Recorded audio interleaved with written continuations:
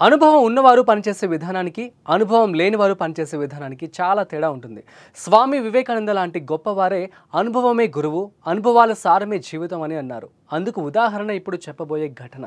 80 ఏళ్ల వృద్ధురాలు సులభంగా ప్రమాదకరంగా ప్రవహిస్తున్న వాగు దాటుకొని క్షేమంగా ఒడ్డుకు చేరింది. అదే సమయంలో ఆమె వెనుక నడిచిన యువకుడు మాత్రం ఎలా నడవాలో తెలియక వాగులో కొట్టుకుపోయాడు. యాదాద్రి జిల్లాలో జరిగిన ఈ ఘటన అందరినీ షాక్కు గురిచేస్తోంది.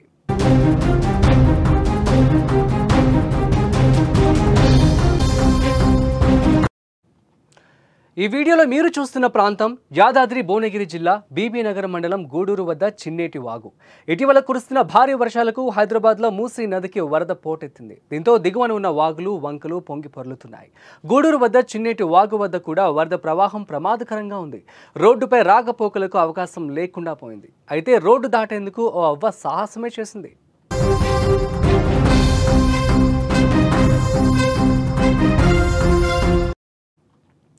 వరదను అంచనా వేసుకుంటూ వరద ఉధృతిని తట్టుకుని వాగు ప్రవాహాన్ని దాటింది ఆ అవ్వ. అయితే వెనకాలే 23 ఏళ్ల యువకుడు వరద ఉధృతిని దాటే ప్రయత్నం చేశాడు. సునాయాసంగా ఆమె వాగును దాటి వెళ్ళగా అతడు మాత్రం వరద అంచనా వేయలేక బలైపోయాడు.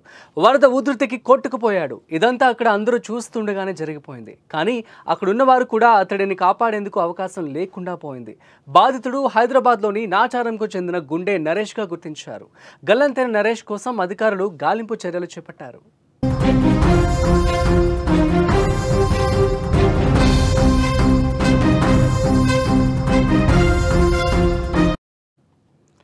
సో యాదాద్రిలో జరిగినటువంటి ఈ ఘటన మనం చూస్తున్న విజువల్స్లో అక్కడ అవ్వ చూడండి ఎంత చక్కగా వెళ్తూ ఉందో. అవ్వ వెనకాలే ఉన్నటువంటి ఈ వ్యక్తి మాత్రం చాలా చిన్నగా అడుగులు వేసుకుంటూ వెళ్ళి అలా వెళ్తూ ఉన్నాడు, జారిపోయాడు.